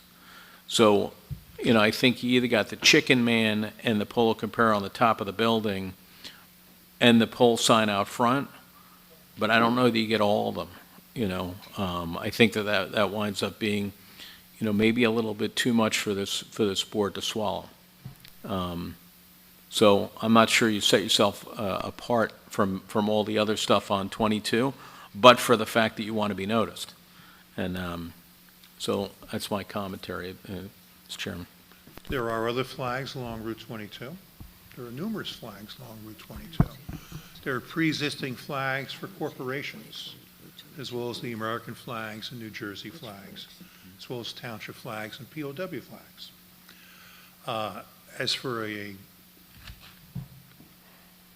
uniformity, the zoning ordinance is one size fits all, of course, and you've got to use that as the basis for your judgment. But what is the harm in having that flag there under those circumstances for a new business? There's none in this area. It's just coming in. They've got to make a statement. It's not another McDonald's. Another McDonald's comes in, you just put a couple of golden arches up, boom, everybody knows where they are. This is different because it's a different and unique restaurant. Doesn't exist around here. They're just coming in. They need to make a statement. What's the harm in a flag underneath the American flag? And that's a decision that you make, and that's why as board members, when I was a board member, we make the big bucks. Are there any other questions from the board? Any comments from the board? Excuse me, other questions from the public? Are there comments from the board? I was going to say, we have no further witnesses at this time, Mr. Chairman, and I want to briefly sum up before. Thank you. Thank you for your There's courtesy, no Chairman. comments from the public. Comments from the board? I have Yes, Mr. Bowser. I want to thank the applicant for coming forward. We really appreciate them coming to the township.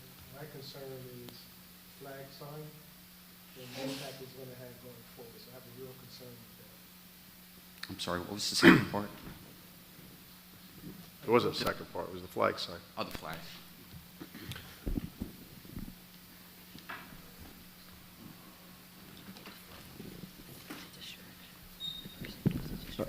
I did speak with the representatives, and we would, while they'd like to have it, if the flag sign is, or that flag, which I guess constitutes a sign, is an issue, we would withdraw the request for that. Again, it's up to the board, but, you know, so if you want, I could just briefly just give a recap. And we, again, just as the mayor said, it's exciting to have a business come in here and have a great adaptive reuse for this property. Again, it was certainly well maintained. I think a lot of people didn't even realize the bank was closed because the owners of the property kept it in such good shape. But they've done a nice job adding landscaping, did significant changes to the signage that was proposed by making size of the freestanding sign complying with the setback.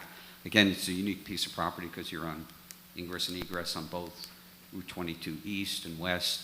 It's a conditionally permitted use. We meet the condition, and I think the variances that we've sought in connection with this application have been justified. We're in agreement with the comments from the fire and health department, and it'd be great to see this new restaurant come, as the mayor said, to the Township of Union, and we look forward to the board approving this and moving forward with this use. So thank you again for your time and consideration. Thank you, Mr. Hale. I'd just like to make a brief comment before we move forward. I agree with some of the comments that have been made previously.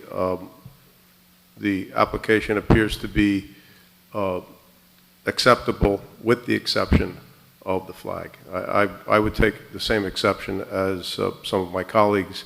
I don't think we want to set a precedent like that.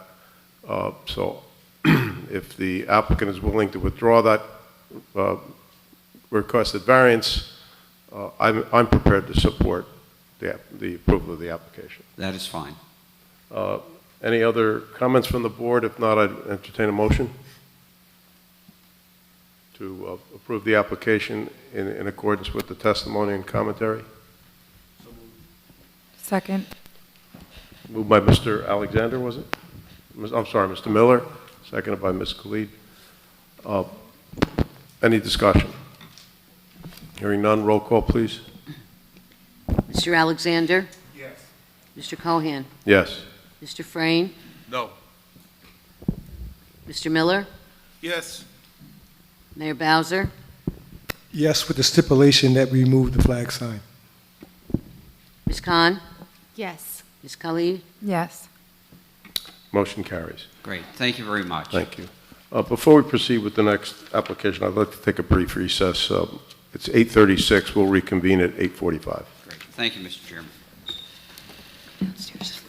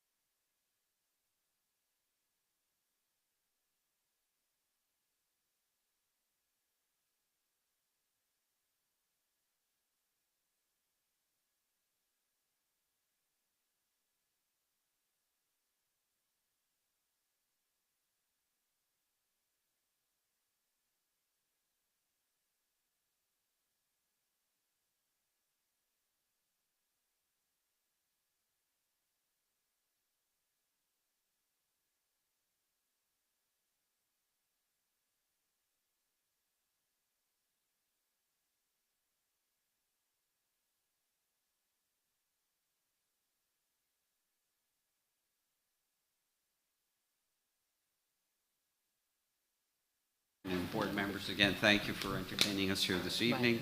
I'm here on behalf of BASF Corporation, and just a little bit by way of background, I'm sure some of the quote-unquote old-timers remember this is Engelhard Industries. It was there for many years. I was before this board probably 30 years ago on an application where they put in new rooms to test the catalytic converters and the like. But they've been and then they were acquired by BASF. Familiar with BAS, global corporation. It's great to have them here in the Township of Union, maintaining their presence here. In fact, we were before the zoning board last year on an application where they, in the quadrant in the middle, installed, and we had to go to the zoning board because they were exterior tanks that were installed for an updating process. And you'll hear testimony from the representatives of BASF that they're increasing their footprint here in Union Township, relocating from other locations. So it's great to see. Oftentimes you see these large industrial and worldwide companies say, okay, I'm moving out of the area. They've made a commitment to the Township of Union, and it's certainly great to see this. We're before this board. BASF is a permitted use in the zone, and this is a unique piece of property. What they're looking to do is a portion of the property where there's parking for the automobile dealership next door, and that's existed for over 2 decades. And now Open Road and BASF negotiated where that portion will now be sold to an affiliate of Open Road for use in connection with the automobile dealership. BASF has not used or previously Engelhard that property for parking, again, in over 2 decades. There actually is no access in the 2 parking areas. BASF has an extensive parking field. There's more than sufficient parking for the employees that are there. We'll have testimony as to that. As part of our submission, and you saw from the Collier's review, for operational and ownership interests, and I did have an opportunity to speak to your attorney and Collier's, and it's noted in the Collier's letter, the property cannot be merged right now.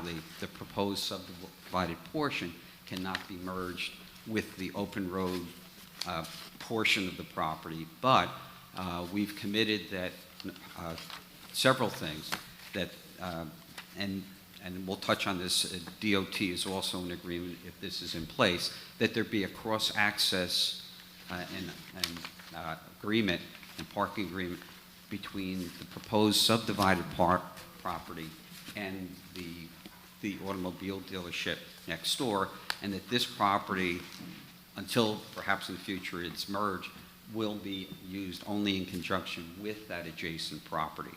And we've also stipulated that before this board would sign and allow to be recorded the subdivision deed creating that lot, that we supply to the board, its professionals, attorney, engineer, a copy of the agreement recordable in recordable form between the entity that's going to own the lot, again, an affiliate of Open Road, and the entity that owns the Open Road dealership. So what that does is that prevents this lot from being created and someone then coming and saying, oh, I have this lot, I want to use it. It can only be used in conjunction with that adjacent parcel, and you'll hear testimony from our traffic engineer that the DOT is in agreement with that. So it's an interesting proposal, but it's, again, great to see BASF remain at this location, and it's good to see the automobile dealership thriving next door and just obtaining title to what they've been using, for decades. So, Mr. Chairman and board members, that's an overview of our application. I'd like to thank council and Vince for all their help in working on this application. We've received the review letter, no problem complying with any of those terms and conditions. And there's actually not really, there's going to be no site changes. In essence, it's almost like moving a lot line and to create this new lot. as part of Open Road. So no changes to the site are required in connection with the application. So that's an overview of the application. If no preliminary questions, I'd like to call upon our first witness, Michael Dwyer, who is a licensed landscape architect, who's going to take us through the layout of the proposed subdivision. Mr. McGuire? Yes. Just spell your last name for the record for me. Sure, it's D-W-Y-E-R. Mr. Dwyer, will you raise your right hand? You swear the testimony you're about to give is the truth, the whole truth, and nothing but the truth? I do. Thank you. Okay. And Mr. Dwyer, if you could give the board your credentials, licenses in connection with your landscape architecture and previous Absolutely. testimony. Yeah, so I graduated from Rutgers University with a bachelor in landscape architecture. I am currently employed by Bowler Engineering. I've been there for 18 plus years. I'm currently licensed in the state of New Jersey as a licensed landscape architect, and I've testified before multiple boards in the state. I've worked on numerous projects similar to this one with regard to commercial, industrial, and retail and residential projects. And I worked closely with the applicant on this, on the onset of this project. So we've done some site investigations, some due diligence. First, I'd like to qualify. Yes. Great. We'll accept. Thank you, Mr. Chairman. All right, Mr. Dwyer, if you could take us through, again, you've heard the overall description of the project. Take us through what's proposed for this subdivision. Sure. Yeah, so as Mr. Hale has kind of walked you through a bunch of this, the site already. The description overall, the intent of the proposed minor subdivision plan is to subdivide a portion of the current BASF property, which is not currently being used by BASF. And I'll walk you through that in a minute here. They just want to convey it to a separate property owner for continued use and as car parking and car storage. So what you see before you here, this is an exhibit that Bowler has created titled Existing Conditions Exhibit. The date is August 27th, 2025. So why don't we mark that as? Mark that as A1. A1. This has not been submitted to the township for review. So we've put this together. This is essentially the boundary and location survey overlaid on an aerial imagery, just for graphical purposes here. And I'm going to walk you through the existing conditions, and then I have another exhibit that's going to be the proposed conditions, which is very minor, as Mr. Hale mentioned. So for a general overview, the property is situated on New Jersey State Highway, Route 22 West. This is block 3402, lot 8. So we have a plan at the bottom of the plan. We have south, up is north, and the frontage is along Route 22 West, as stated. To the rear of the site, we have vegetation along with the Rahway River beyond that, and residential on the other side of that as well. To the left of the plan, which is Plan East, we have the adjacent property, Open Road car dealership, who is, where we're looking to work with here on the parking. And then to the west, we have Mercedes-Benz of Union, which is to the right of the plan. The total lot size as it exists today is 18.01 acres. We're currently in the commercial industrial zone, and this is a permitted use as defined as a research laboratory. It consists of a building approximately 151,000 square feet. There's parking spaces along the front, the sides, as well as the rear. The parking count is sufficient based on the amount of employees currently for the use and the township requirements. And we have a right-in and a right-out access point for vehicular access along Route 22 West. So I don't know if I can zoom in a little bit on this, but it should be noted, again, to the left here, that the larger parking area that is currently being utilized by Open Road is separated from the BASF parking lot. All right, so there is no direct access. There's curb, there's fencing, and you cannot get to that parking lot from the BASF property, even though it still falls within the BASF property. I'll move on to the next exhibit. Now, before you move from that, I have a question. Sure. So the area that you're showing that's within that darker line boundary, that is the current BASF property, all of it owned by BASF? Correct. Okay.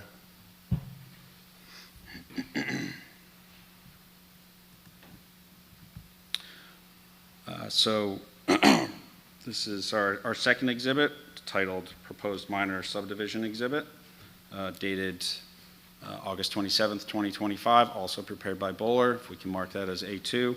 Correct, thank you. The highlighted yellow area is the portion of the property in which is proposed to be subdivided. We'll refer to this as Lot A. And as stated, there are no site improvements to the site. It's mainly just a relocation of property, or, you know, a lot line, if you will.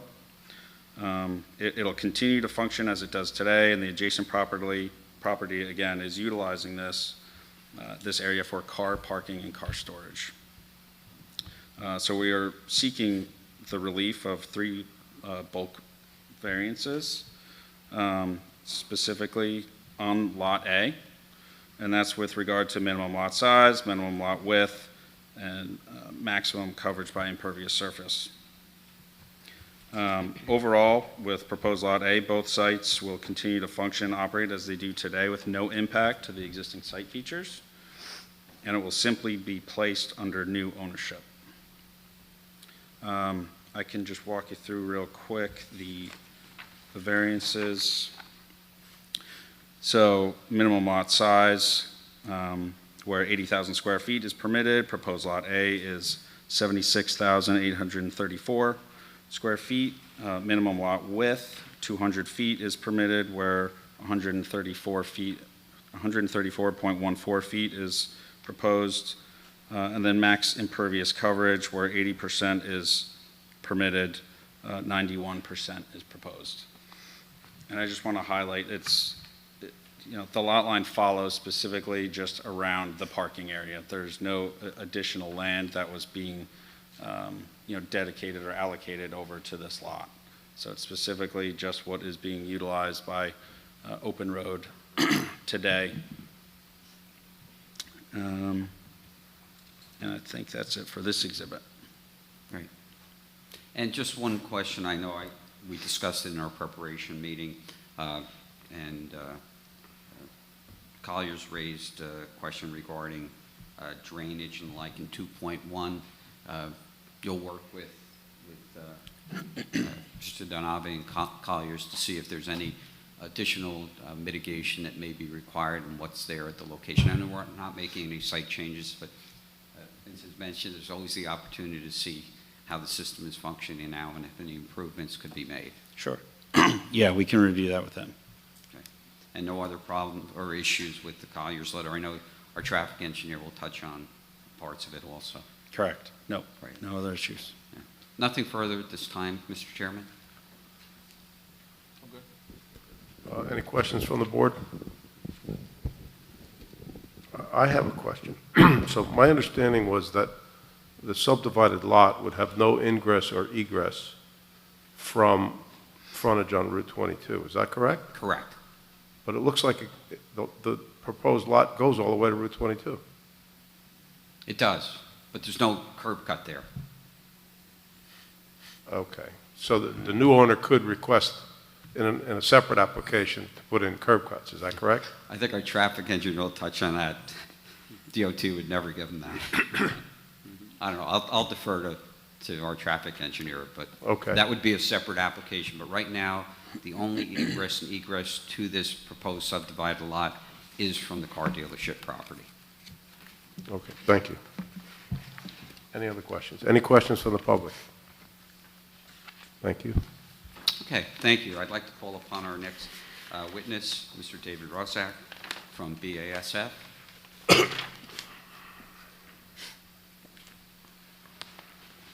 You're gonna be Mr. Roszak, sworn- can you You're going to be sworn first. Can you spell your last name for the record? Yes, it's Roszak. Mr. Roszak, would you raise your right hand? Do you swear the testimony you're about to give is the truth, the whole truth, and nothing but the truth? I do. Thank you. Okay. All right, so, Mr. Roszak, first, give your position with BASF. Yeah, so I'm responsible for financial controlling and real estate globally for the BASF Environmental Catalyst and Metal Solutions business unit, and I'm also an officer of, I'm the Vice President and Assistant Treasurer of BASF Metals LLC, which is the owner of this property, the site on Route 22, and also the owner of this property that we're discussing today. So I'm sure the board, again, the old timers remember this as Engelhard, but first talk a little bit about what BASF is globally, and then what goes on at this property. Yeah, sure. So BASF is a global chemicals company. It's headquartered in Germany. We have also a regional headquarters in Florham Park, New Jersey, and for the business unit that is actually associated with this site, we have a headquarters in Island, New Jersey, 33 Southwood Avenue. So we are producing in this business catalytic converters for the automotive industry, as well as precious metals. So we're recycling precious metals. And this particular facility is one of our laboratories where we are running testing for our automotive catalysts. So we have a testing facility there. And we also have a precious metals analytical quality control type lab activities. Great. And you heard me in my introduction talk about when we were before the zoning board last year with the introduction of another aspect to the presence of BASF and Union. And I know we talked about in preparation for this, the further commitment of BASF to the Township of Union. If you can briefly touch on that. Yes, sure. So, so we are expanding our operations there. So actually in the Island, New Jersey site, beyond just our administrative office, we have an R&D facility there, and we're consolidating the operations from that facility to the Union facility, which is why we had requested the variance last year. This is also adding some additional employees at the site, so we're adding about 60 employees, going from 90 to 150 employees at the site, and that is expected to occur by the end of this year. So we're expecting by beginning of 2026 we'll be up and running on that, and that's been an ongoing project that we've now expanded the R&D capabilities of that facility. Additionally, in the engine lab part of the facility, we're also consolidating testing from another lab that we have in Michigan, and so we're bringing that testing down to the Union facility. This doesn't add any additional employees because it's highly automated, but it is, supporting the future, of this site as really one of our core, labs globally for this automotive catalyst and precious metals testing. Great. And with the addition of employees, we'll touch on the open road portion of the property, but I assume based upon the site, there's more than adequate parking with the remaining parking that's at the site, correct? Yes, correct. So we have existing parking on the site that's more than adequate, so more than the number of employees that we expect to have on site. And we also have a lot that's to the north of the site, which has additional parking spaces there. So actually, there's more than enough, parking space on site. All right. And as been testified before, this parking that I think years back was leased to Multi Chevrolet and now Open Road. That's been that case for I think 2003 was when that was leased. Yeah, correct. So this has been leased for quite a long time, longer than where I have been in this particular business unit. And as was mentioned earlier, this plot is completely separated, so we don't access this plot. It's completely utilized by Open Road. From the discussions we've had with them, they are utilizing it for vehicle storage, because it is actually, if you look at the property, you would actually think it would be part of their property and not ours. And we don't have any future needs for this land because we have more than sufficient land on site. Also, as I mentioned, there's also a large lot to the north of our property, and so we don't anticipate ever needing this site. Great. And you heard in my introduction that because of Open Roads ownership, difference between the proposed subdivided lot and the existing open road facility that can't be consolidated, are you in agreement to a condition that if this board were to grant the subdivision, that you realize that the subdivision deed would not be executed by this board until that cross-access agreement and agreement indicating that the proposed subdivided lot will be tied to the adjacent property and with the cross-access, you're in agreement with that as a condition? Yes, yeah, that's fine from our perspective. Of course, we have to discuss that with Open Road, but we also don't anticipate, any issues from their side. I mean, they've expressed interest in, purchasing this property, and we're in the process of working through that with them now, so I don't see any issues with that. So that would clearly be a condition of any approval. Great. All right, great. I have no further questions at this time, Mr. Chairman. Any questions from Mr. Benet from the board? If I may, I just had a couple questions about the easement. It's my understanding that would be recorded and run with the land? Is that From a legal that's the intent? standpoint, yes. Yeah. We're talking about the agreement between the two open road entities would be recorded and run with the land. So somebody couldn't buy, if this lot was subdivided, buy the lot and say, oh, I have a lot. And to the chair's question, I have this lot now, I want to put a building on it and get it curb cut. No, it would have to be recorded and run with the land. Okay. I just wanted to be clear, and that's what the BASF would do that in conjunction with the sale.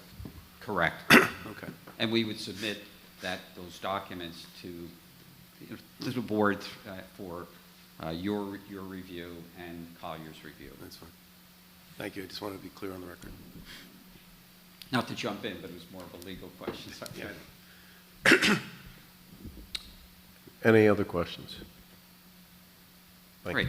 I'd like to now move upon, thanks, David. Thank you. To our traffic engineer, Paul Going. Mr. Going, you swear the testimony about to give the truth, the whole truth, and nothing but the truth? I do. Thank you.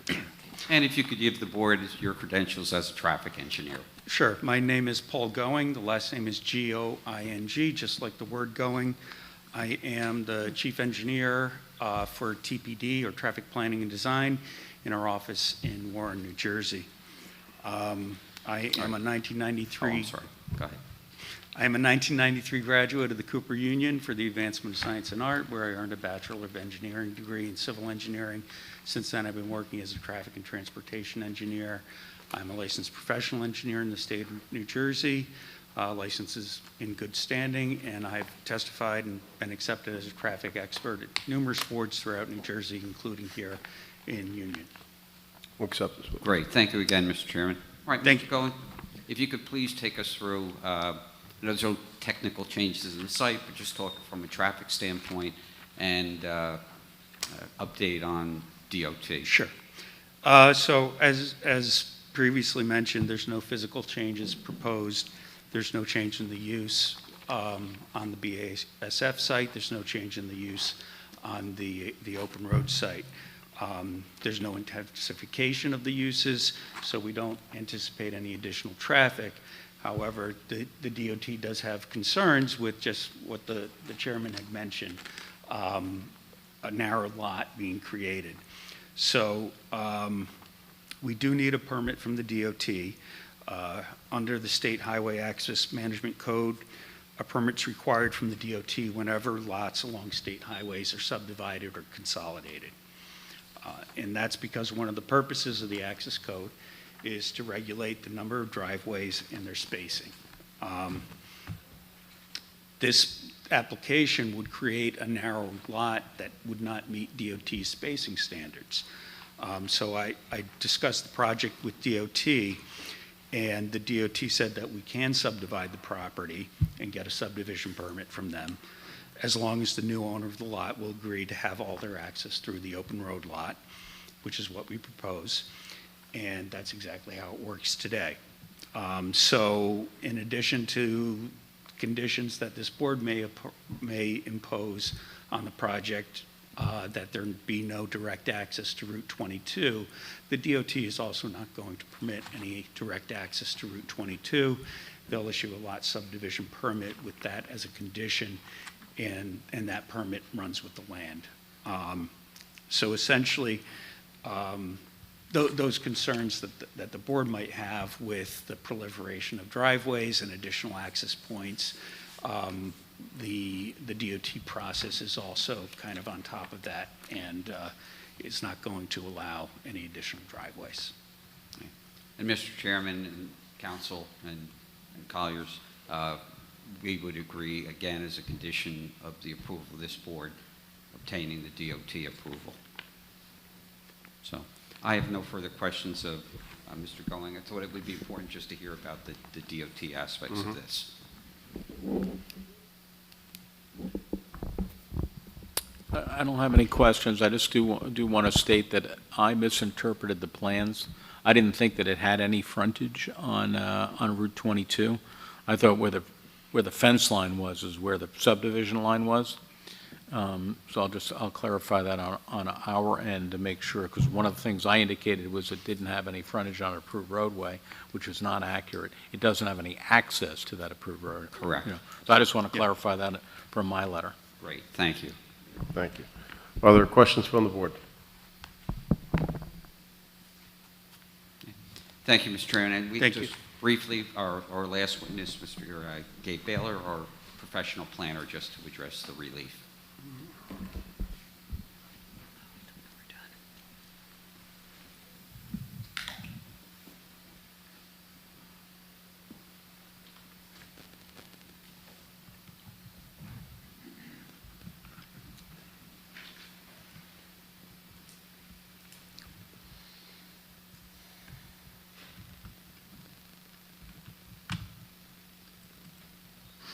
State your name for the record, please. Sure. It's Gabe Baylor, B-A-I-L-E-R. Mr. Baylor, would you raise your right hand? Of course. You swear the testimony you're about to give is the truth, the whole truth, and nothing but the truth? I do. Thank you. Okay, and Mr. Baylor, if you could please give the board your credentials as a professional planner in the state of New Jersey. Sure. I've been a licensed planner, state of New Jersey, since 2007. I'm also a member of the American Institute of Certified Planners since 2007.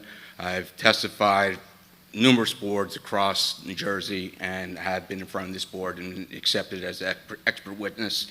And I was actually in front of the zoning board for a union as well in relationship to the 2024 application with BASF. I'm acceptable. Great. Thank you again, Mr. Chairman.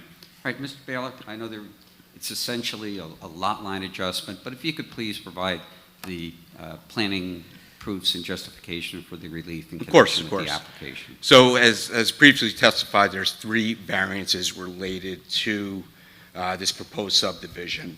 And as testified before, and you can see in this aerial, that even though this property is on BASF's property, it's been functioning as parking for open road for 20 years. And as you can see in this aerial too, there is no access related to this portion of the property from the BASF's property. You actually have to access it through the curb cut on Route 22. So even though it's on BASF's property, there's no access to it. And then furthermore, as you can see by these pictures. And again, are these pictures, these are new exhibits? Yeah, these are all new exhibits. This hasn't been submitted to the board. Do you want to mark them perhaps as one group of photos? Sure, is A1. Okay. We'll mark that as, I think it's A3. A3? Yep. And Sorry, Gabe. Sure, yeah. And as you can see by these pictures, there's fencing and curbing separating the parking area for open road, which is proposed to be subdivided for open road, and the parking for BASF. So in actuality, even though it's on the same property, it's been functioning differently for approximately 20 years. So what the intent is to do the subdivision to legally subdivide the property, to do the right ownership for Open Road in terms of ownership and operation and functionality of the property, and to make it, in essence, one property with Open Road.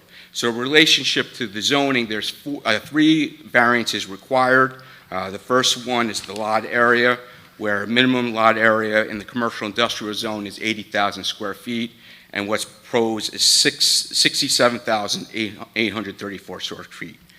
In terms of the relationship to the surrounding area, I looked at the surrounding properties in the commercial industrial zone in terms of context of the lot area and lot width, which is another variance being required in impervious coverage.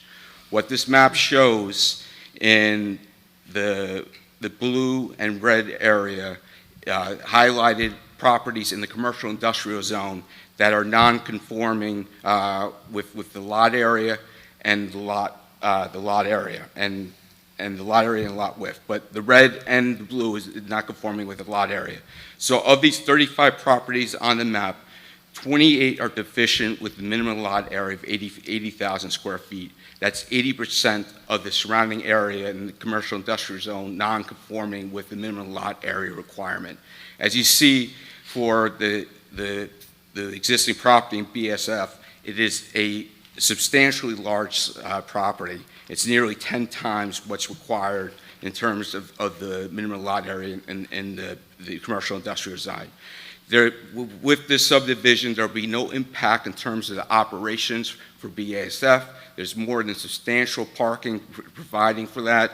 It supports the Open Road business, and it's based on the subdivision, this BASF will have 707,724 square feet, which is nearly 9 times more than what's permitted in the commercial industrial zone. So there will be no negative impact in terms of the relationship to the subdivision to making BASF non-conforming, and the proposed Lot A, where the Open Road is similar in nature to the surrounding commercial industrial zones.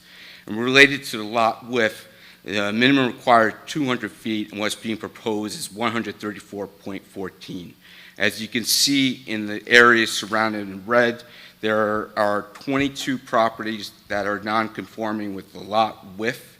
This is 63% of these properties. So this is, what's being proposed is similarly to the lot configurations, lot size, lot relationship of the surrounding properties. And by doing this, it supports the Open Road business that's been leasing this property for nearly 20 years, and there'll be no variance required for BASF's property in terms of lot width. It's actually will be 600 feet, which is nearly 3 times more than the minimum lot width of 200 feet. In terms of impervious coverage, what's being proposed is what's max permitted is 80%. What's being proposed is 91%. This is existing condition. This is consistent with the surrounding area in terms of impervious coverage for the commercial industrial zone. Based on my analysis of the 35 properties in the commercial industrial zone on this map, 32 exceed the 80% impervious coverage, which is 91%. And then even with the subdivision, BAS is still compliant with impervious coverage requirement of 52%, and actually went down from 56% to 52%. So it's still compliant with impervious coverage for the BASF property. And related to the purposes of the municipal land use law, purpose A, to ensure municipal action to guide appropriate use of development. This property that's being subdivided has acted as a parking lot for Open Road for nearly 20 years. There's no access from BASF's property to this proposed area, this proposed parking area. So in terms of functionality, in terms of relationship, it's supporting to have this property not being a part of BASF's property, but being a part of Open Road in terms of their functionality, in terms of their operation business. So this is appropriate in terms of design to help support this. Also, purpose G, to provide sufficient space for commercial uses. Open Road needs this parking area. They've needed it for 20 years. They reached out to BASF to purchase this property to continue their operations. So by having this parking area provides a sufficient space for Open Road to continue their auto dealership. In terms of the master plan, it supports four different goals. Support desirable non-residential development. As mentioned, they need this parking. Open Road needs this parking area to support their business. Provide adequate parking to serve established residential and commercial areas. As mentioned, this is for Open Road to support their business, support their services, support their auto dealership. Also encourage the development of a diversified economic base that generates employment growth. This subdivision lot is needed to help support Open Road and also promote the township's economic centers, including Route 22. So in my opinion, by having this subdivision, promotes Open Road, has no impact related to BASF's operation. There's more than sufficient parking.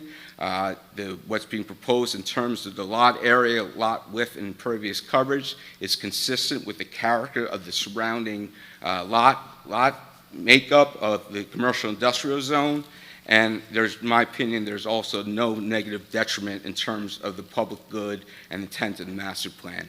In terms of the planning criteria, there's the C1 hardship and the C2 hardship. I mean, C1 and C2. C1 is the hardship. C2 is when the advancements or purposes of zoning are advanced by this application.